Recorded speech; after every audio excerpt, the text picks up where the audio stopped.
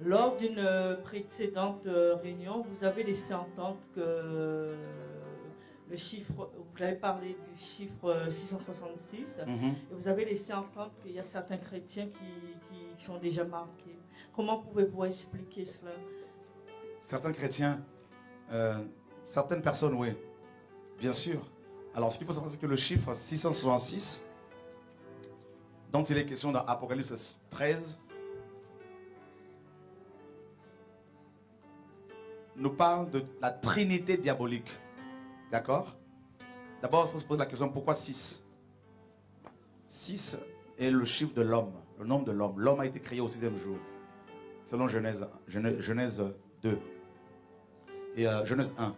Maintenant, vous avez ici le dragon. Et ici, vous avez la bête. Et ici, vous avez le faux prophète. D'accord?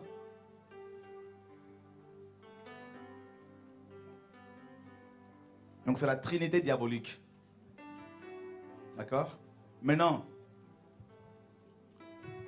les 3, 6 nous représentent aussi la triple rébellion de l'homme. N'est-ce pas? Vis-à-vis du Seigneur, du Créateur.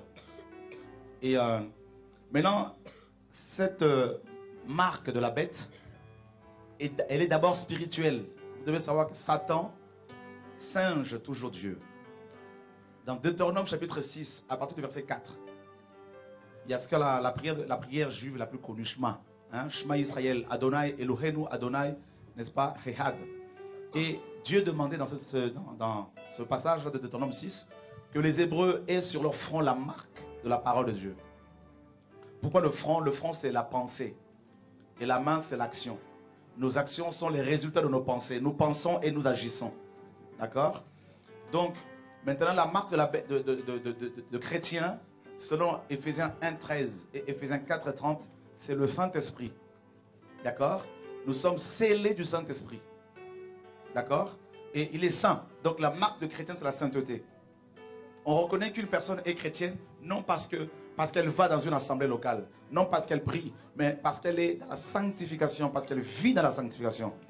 Et l'Esprit de Dieu est aussi l'Esprit de vérité, donc c'est la vérité.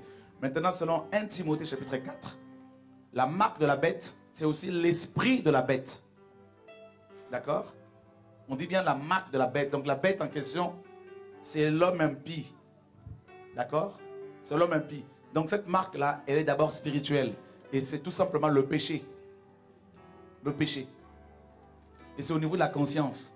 Ensuite, la marque de la bête, elle est aussi, il y a aussi un aspect financier par rapport à cette marque. Parce qu'il est dit dans Apocalypse 13 que les hommes ne peuvent ni acheter ni vendre sans la marque de la bête. Or, il se trouve que nous sommes déjà depuis des années dans la marque de la bête par rapport à l'argent. D'accord? Parce qu'au jour d'aujourd'hui, vous ne pouvez ni acheter ni vendre sans la monnaie. Allez voir votre boulanger, essayez de lui parler dans une langue inconnue pour acheter du pain. Hein? Allez lui proposer de faire du troc. Vous allez voir ce qu'il va vous répondre. Donc il faut la monnaie. Amen. Or, la monnaie vient de Junon Moneta. Junon Moneta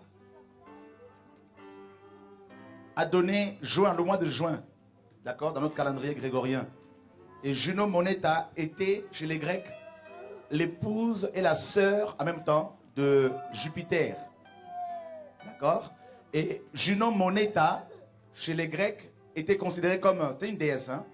Elle est toujours considérée jusqu'à ce jour comme la gardienne des finances. D'accord? Donc le mot monnaie que nous utilisons vient de Junon Moneta. Donc c'est une déesse. Donc vous voyez déjà que voilà pourquoi dans Luc chapitre 22, dans Matthieu 22, pardon, quand les pharisiens vont voir le Seigneur Yahushua pour lui poser la question, faudrait-il payer l'impôt à César ou pas? N'est-ce pas? Le Seigneur leur dira, montrez-moi la pièce de monnaie que vous avez. De qui porte-t-elle l'effigie et l'inscription? Ils répondront de César. Et il dira, rendez à César ce qui est à César et à Dieu ce qui est à Dieu. Donc on voit bien que l'argent monnaie n'appartient pas à Dieu. C'est l'homme qui l'a inventé. Donc c'est aussi une marque. Vous voyez? Et cet argent est devient de plus en plus électronique. Donc on ne peut ni acheter ni vendre sans la marque de la bête. Donc par rapport à l'argent. Et ensuite, la marque de la bête, c'est aussi, n'est-ce pas, le formatage babylonien. C'est une idéologie, n'est-ce pas? C'est un système. Et je crois que cet après-midi, on va un peu encore en parler. Parce que, comme je vous l'ai dit la dernière fois, beaucoup pensent que ce qu'ils sont, ce qu'ils ont, leur manière de parler, de faire les choses, d'agir, hein, toutes ces choses-là viennent d'eux. En fait, c'est un formatage qu'on a subi depuis l'enfance. Tout simplement. D'accord? Est-ce que ça c'est clair? La marque de la bête, c'est d'abord le péché. Et beaucoup de chrétiens sont déjà marqués. Ma soeur, tu n'as qu'à sillonner dans les assemblées dites chrétiennes. Tu verras que beaucoup de chrétiens ont pour Dieu le Dieu Mammon. N'est-ce pas? Et c'est visible. Tu as vu le nombre de pasteurs qui perdent leur témoignage à cause de l'argent? Ce sont des gens qui sont marqués. C'est la cupidité. Voilà pourquoi la parole nous dit que la cupidité, c'est une idolâtrie. Donc les cupides sont idolâtres. Est-ce que tu comprends un peu? Donc voilà. Et le fondement de Babylone, c'est le commerce. Apocalypse 18 en parle. Voilà.